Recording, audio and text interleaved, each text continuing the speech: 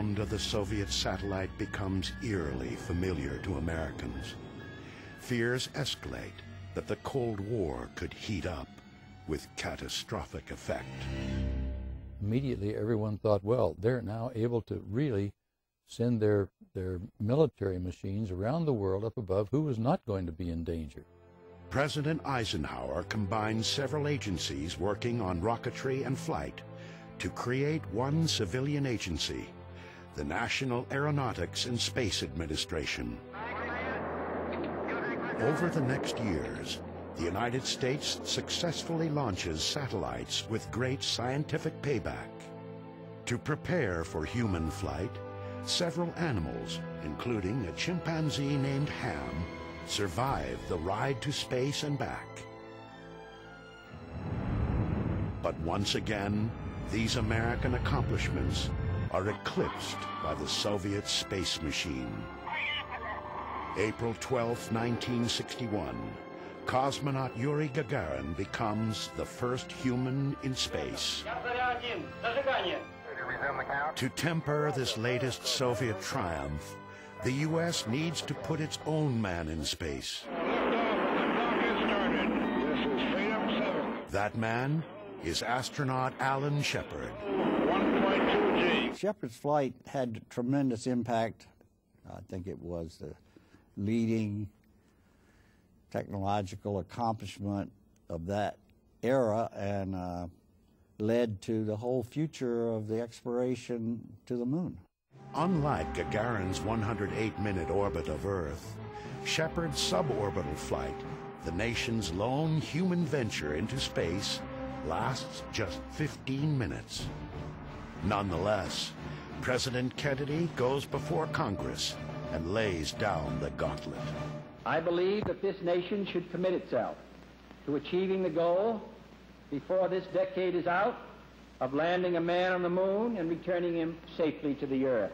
The combination of the Gagarin flight and the Bay of Pigs disaster with Cuba, I think, pushed Kennedy towards something that would be positive and would show that we were ahead of the Soviet Union. President Kennedy's interest in space moves beyond just beating the Soviets. As his passion grows, so does his rhetoric. We choose to go to the moon in this decade and do the other things, not because they are easy, but because they are hard. It will take an all-out effort by thousands of dedicated Americans to design and build the machines and methodologies needed to succeed, one small step at a time. Godspeed, John Glenn. February 20th, 1962. John Glenn circumnavigates the Earth 3 times. The single most important factor was that man could survive and perform as well at 0 gravity as he could at 1 G. 0 G, and I feel fine. By May 1963, the U.S. Mercury program flies 6 manned flights. But the last, Gordon Cooper's 34-hour solo mission, still leaves the moon out of America's reach. The Gemini program is the next step. Its larger capsule carries 2 astronauts. Mercury veteran Gus Grissom flies with John Young aboard Gemini 3, the program's first manned flight. On Gemini 4, Ed White opens the hatch and steps out into the void as America's first spacewalker. I feel like $1 million. I'm gonna pick up. Extravehicular activity, EVA, in NASA speak, is critical to a moon mission. Go. 5, 4, 3, 2, 1. Ignition. Engine start. So too is the ability of 2 spacecraft to meet up or rendezvous in space. It happens on Jim Lovell's first flight. The first rendezvous, Gemini 6 with Gemini 7, I think was a magnificent milestone in the quest to go to the moon, because we had to determine the types of rendezvous that we want to do around the moon. And we first had it just about around the Earth.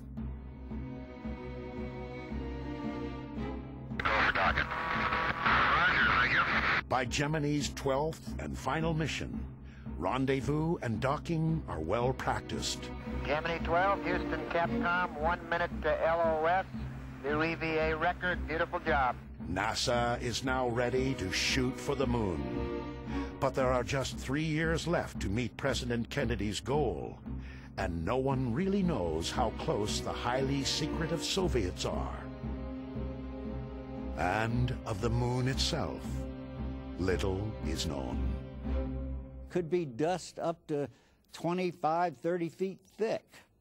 If you landed on it, you would sink into the moon. If you landed on it and set out some fire from the rockets, exhaust, it would cause this huge inferno on the lunar surface. What were the radiation problems on the moon from the sun? What were the thermal conditions you had to deal with on the lunar surface? Getting answers falls to a series of robotic spacecraft. In mid-1966, Surveyor 1 lands on the lunar surface.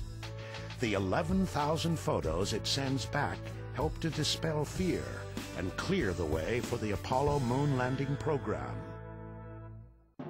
2 short months after the final Gemini flight, astronauts Gus Grissom, Ed White, and Roger Chaffee are posing for photos and spending hours in simulators as they prepare for the first Apollo mission less than a month away. January 27th, 1967. The crew is in the capsule, mounted atop an unfueled Saturn 1B for a dress rehearsal of the countdown sequence. Now we're going to get the moon. We can't talk between 2 or 3 buildings. A series of problems has already raised tensions at the launch pad. When 5.5 hours into the test, Ed White's shouts are heard.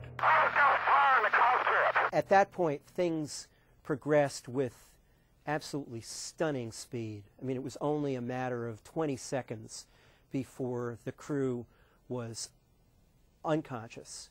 Moments later, the pressure from the fire had increased to the point where it literally ruptured the hull of the spacecraft. Toxic smoke spewed into the White Room. The technicians were struggling to get the hatch open and rescue the crew, but they were driven back by the intense heat and the smoke. Many long minutes passed before they could open the hatch, and of course by that point the crew had died. All 3 astronauts were dead. The loss of Grissom, White, and Chaffee momentarily cripples NASA's moon landing program. But as the 3 astronauts are given heroes' burials, Apollo, like another mythological figure, Phoenix, begins its rise from the ashes. Following recommendations of an accident review board, the Apollo Command Module is redesigned and rewired for safety, all under the wary eye of the astronauts who will fly it. 20 months later, from the same pad Apollo 1 had occupied, Apollo 7 roars off for an 11-day shakedown in Earth orbit. We inherited the first manned Apollo mission, which turned out to be Apollo 7. But as with many things with NASA, what was a disaster with Apollo 1 turned out to be a real triumph with Apollo 7, because the spacecraft itself was a marvelous flying machine. It's also the first time live television shows Earth-bound humans what it's like to be in space. It says from that lovely Apollo something. You guys should write. Apollo room. High atop everything. High atop everything. Apollo 7's success restores some swagger to America's space program. But there are reports the Soviets may be closing in on the moon. The original plan was for Apollo 8 to be an Earth orbit test, but the lunar module wasn't ready. And so the decision was made to actually do a circumnavigation of the moon.